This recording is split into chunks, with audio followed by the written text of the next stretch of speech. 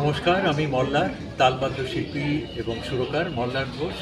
আমার পাশে আমার সহধর্মিণী মল্লিকা, কবি, বাচিক শিল্পী এবং অভিনেত্রী মল্লিকা ঘোষ। শামশের ভাইয়ের প্রত্যেকটি অনুষ্ঠানেই আমরা দুজন অধম, আমরা চান্স পাই আসার এবং হৃদয় দিয়ে আমন্ত্রণ এবং আহ্বান জানান শামশের ভাই। শামশের ভাই আমাদের এত কাছের একজন মানুষ। শামশের ভাইয়ের আছে একটা সোনালী হৃদয় এবং সেই সোনালী হৃদয় দিয়ে যখন বাংলার কৃষ্টি, বাংলার ঐতিহ্য, বাংলার যে অশেষ যে সাংগীতিক যে ঐতিহ্য তাকে সম্মানিত করেন, তখন মনে হয় যে সত্যিকারে আমরা খুব ভালো একটা জায়গায় আছি, যেখানে আমাদের বাংলার তথা ভারতবর্ষের কৃষ্টি এবং ঐতিহ্য সম্মানিত হচ্ছে এবং যারা আজকে সম্মান প্রাপ্ত হচ্ছেন তাদের নতমস্তকে কুর্নিশ জানাই। এবং শামশের ভাইয়ের যে এই অনবদ্য উদ্যোগ, আমি চাই মা সরস্বতীর কাছে প্রার্থনা করি প্রতি বছর এইরকমভাবেই সাড়ম্বরে অনুষ্ঠিত হোক এবং বাংলার কৃষ্টি, বাংলার জয়গান অক্ষুণ্ণ থাকুক। আর মিডিয়ার তরফ থেকে যারা আপনারা এসছেন তাদের সশ্রদ্ধ প্রণাম জানাই। আমাদের এই প্রত্যেকটি ইভেন্ট আপনারা দয়া করে কভার করেন বলে আমরা বিশ্বের দরবারে স্থান পাই। ভালো লেগেছে আমার। সবাই বলছি যেমন শ্যামসেন কথাটা প্রথমেই আসে, উনি আমাকে প্রথম জানালো, আমি একটা অবাক হই। আমাকে আবার রত্ন আবার ব্যাপার এমনি তো ঠিকঠাকই ছিলাম। যাই হোক, বেশি ভালো লাগলো এসে, সকলের সঙ্গে এসে অনেক মানুষ খুব ভালো। বড় কথা, এত গুণী মানুষকে আপনারা দেখেছেন, তাদের সম্মান জানাচ্ছেন, সম্মাননা জানাচ্ছেন, এটা এর থেকে ভালো উদ্দেশ্য কিছু হতেই পারে না, কিছু হতেই পারে। আমরা যাদের সঙ্গে বসে রয়েছি তাদেরকে আমরা ছোটো থেকে দেখে বড় হয়েছি, তাদের যখন এই সম্মানটা পেতে দেখছি চোখের সামনে, অবশ্যই সেটা খুবই প্রশংসা।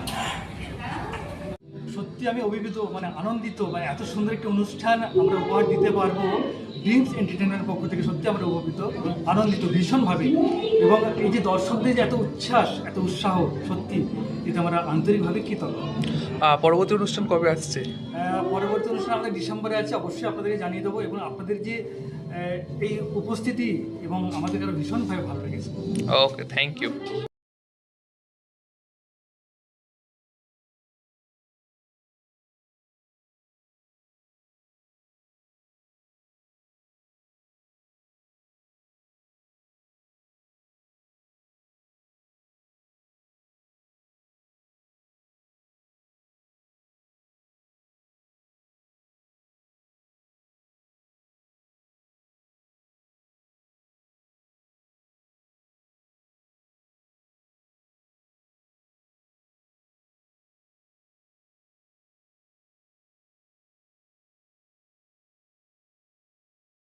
হ্যাঁ, এটা একটা ইন্সপিরেশন।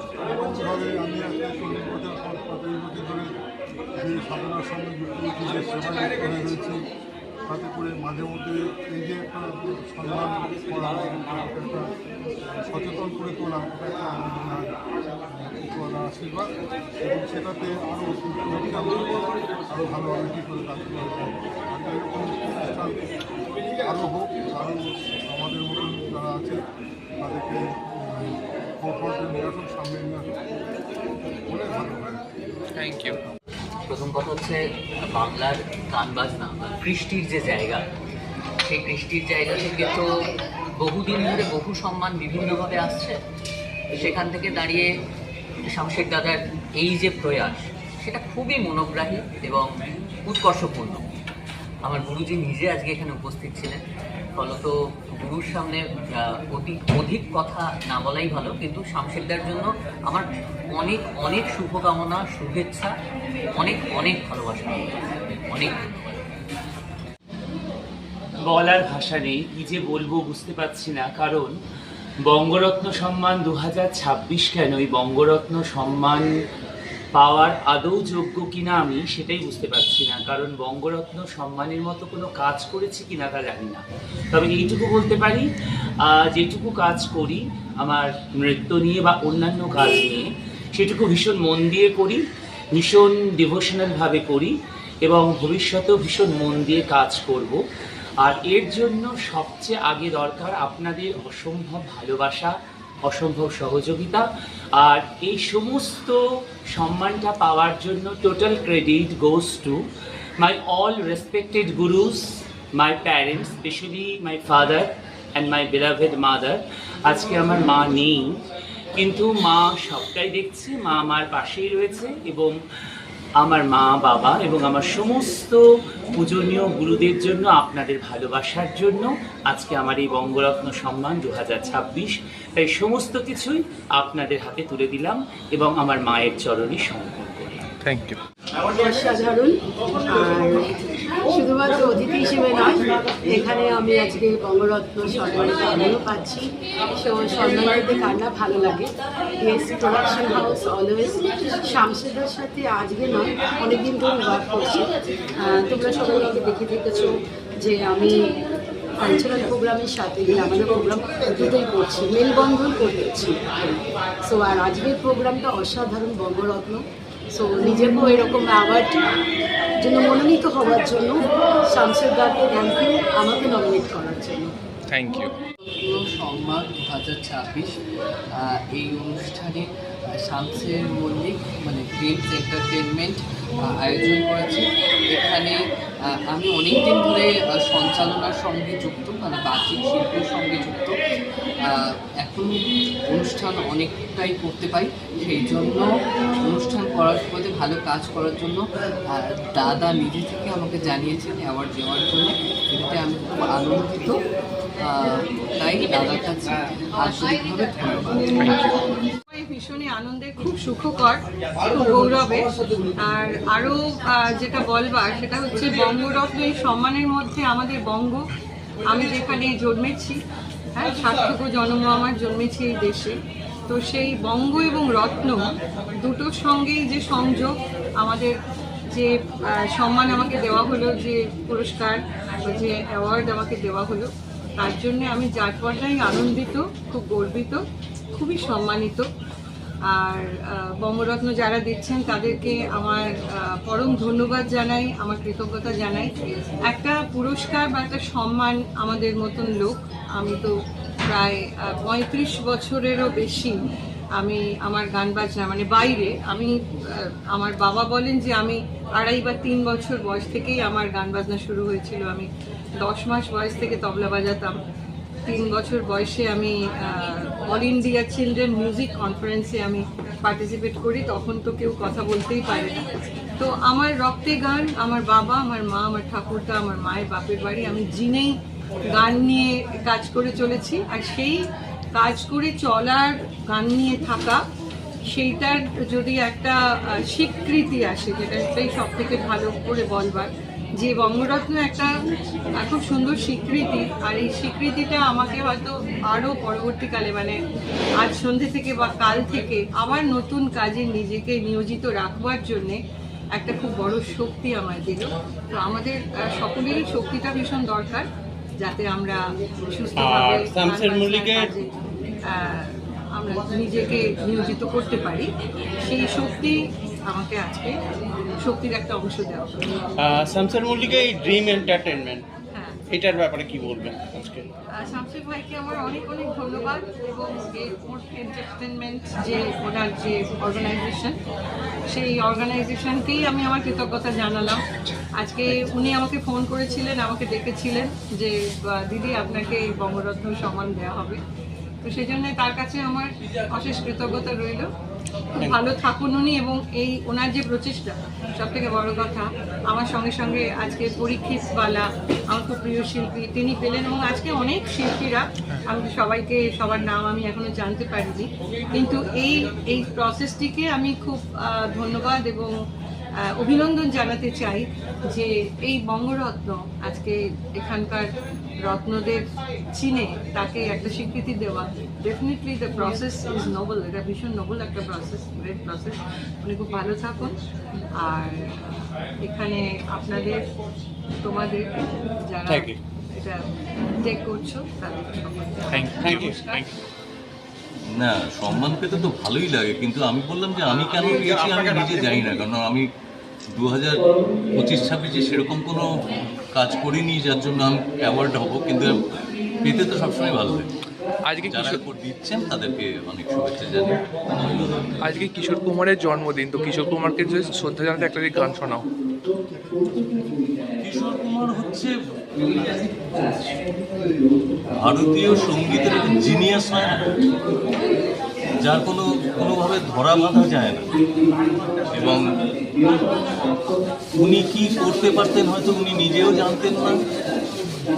উনি যদি নিজে একটু জানতেন আমার মনে হয় আরও অনেক বেশি এক্সপ্লোর হতেন, কিন্তু তাতেই যা দিয়ে গেছেন। কারণ অনেকেই ছিলেন ওনার সমসাময়িক, কিন্তু ওনার মতো এত বেশি, উনি চলে যাওয়ার পরে ওনার ফলোয়ার, এত শিল্পী, এতজন শুধু গান শোনার জন্য না, তাকে ফলো করে শিল্পী হওয়া, এটা বোধহয় কিশোর কুমার ভারতবর্ষের এক। তার কারণ হচ্ছে আগামী প্রজন্মের মতো যে গানগুলো, সেই গানগুলো সে কিন্তু মানুষের কাছে দিয়ে যেতে পেরেছে। তার উদ্দেশ্যে তো একটা গান শোনাও কিশোর কুমারকে শ্রদ্ধা জানাতে। कुछ अजीब ये शाम ही अजीब है, वो कल भी पास पास थी, वो आज भी अजीब है, वो शाम कुछ अजीब। এই গানটা হচ্ছে খুব সুন্দর গাইবার কথা ছিল মোহাম্মদ রফি, কিন্তু ওনাকে না পাওয়ায় এবং হেমন্ত মুখোপাধ্যায় প্রায় জোর করে এই গানটা গাওয়ান ওনাকে। রাজেশ খান্নার লিপে প্রথম কিন্তু কিশোর কুমারের গাওয়া গান। মানে একটা সময় তো গেছে কিশোর কুমার অ্যাক্টিং করছে, কিশোর কুমারের অ্যাক্টিংয়ে তিনি অ্যাক্টিং করছেন, তার গান গাইছে মোহাম্মদ রফি। সেই সময়টা পেরিয়ে কিন্তু এই সময়টা এলো।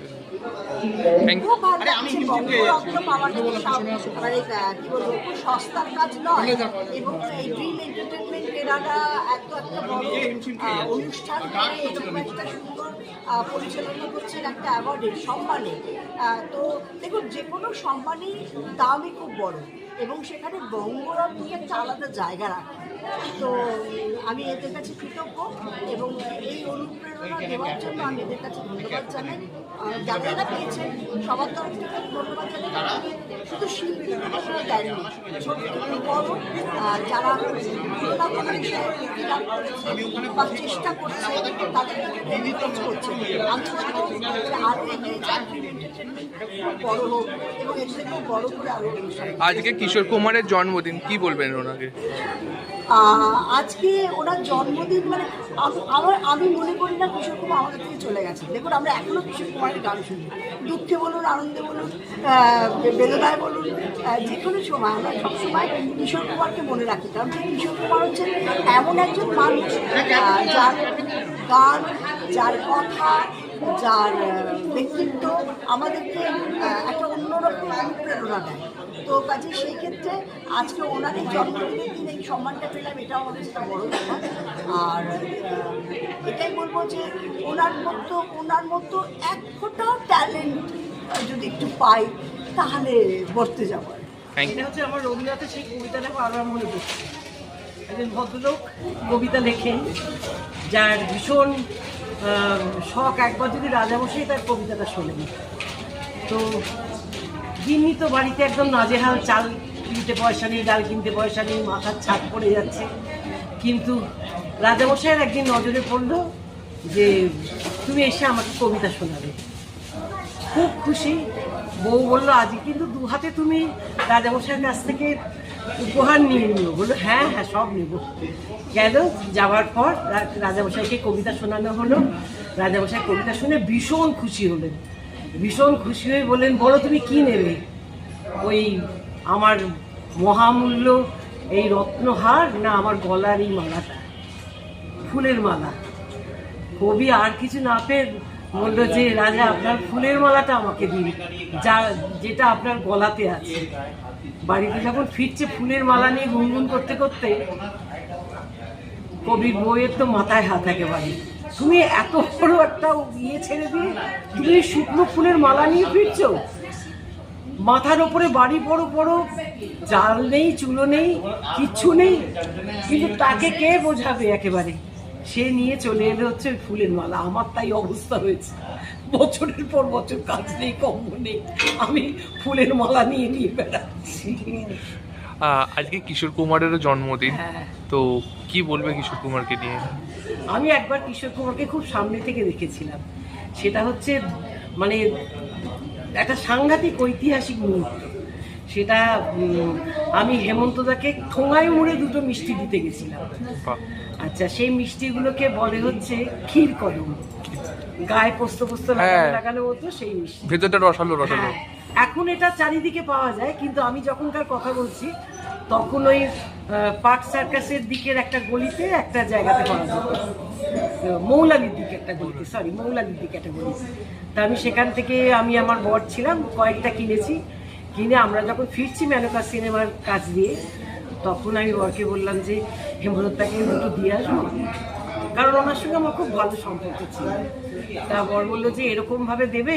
একটা গাড়ির মধ্যে একটা ছেঁড়া কাগজ ছিল, সেটাকে ছিঁড়ে নিয়ে তার মধ্যে 4টে মিষ্টি, কারণ প্রাণ ধরে পুরোটা দিতে পারবো না, কেননা ওই মিষ্টি তখন পাওয়া যায় না, বাড়ির জন্য কিনেছি, আমরা খাবো। 4টে নিয়ে ছুটে একদম হেমন্তদার ফ্ল্যাটে গেছি। গিয়ে দেখি কিশোর কুমারকে বসে বসে হেমন্তদা গান তোলাচ্ছে। দুজনেই দুটো লুঙ্গি পরে বসেছে, একটা ধূপদানিতে ধূপ, তার ধোঁয়া উঠছে, ফুলের মালা রয়েছে। কিশোর কুমার খাটের ওপরেই বাবু হয়ে বসে হারমোনিয়াম বাজাচ্ছেন, আর হেমন্তদা একটা চেয়ারে বসে খাটের ওপর হারমোনিয়াম রেখে বাজাচ্ছেন। আমি না গিয়ে থতমত খেয়ে গেলাম যে এটা কি দেখলাম আমি, এরকমভাবে দুটো মানুষকে, আর গান তোলাচ্ছে একেবারে। আর কিশোর কুমার একদম ছেলে মানুষের মতো বসে বসে গান তুলছে। তো হেমন্তদা বললেন, বল কিছু বলবি? আমি তো জানি যে কম মিষ্টি আছে, আমি পেছনে লুকোচ্ছি, এরকম বলছে যে বল না কিশোর, ঘরের লোক, কিচ্ছু হবে না। এখন দুটো মিষ্টি এনেছিলাম। কিশোর কুমার বললেন, এই বুড়োর তো হয়ে গেছে, সুগার হয়ে গেছে, ওই মিষ্টি আমি খাবো। আমি বললাম, না আপনাকে দেবো না, আমি ওনার জন্য এনেছি, দাদার জন্য এনেছি। দুজনেই হাসতে শুরু করলো, ভাগ করে দুজনেই মিষ্টি খেলেন। হেমন্তদা বললেন বস, আমি বললাম না, আমি এবার নিচে যাই, নিচে বর আছে, আমি চললাম বলে আমি চলে এলাম। এটা তো কত সালের ঘটনা? এটা 80-র প্রথম দিকে। তো কিশোর কুমারকে যদি এক লাইন গান শোনাও। আমি গাইবো? হ্যাঁ। তুমি কি তোমার কাজটা সব থেকে ছুটি চাইছো? যেটা যেরকম। না না, কোনো রকম নয়। কি আমি হাসির পাঠ করি বলে কি এতখানি হাস্যরস দেবো সবাইকে?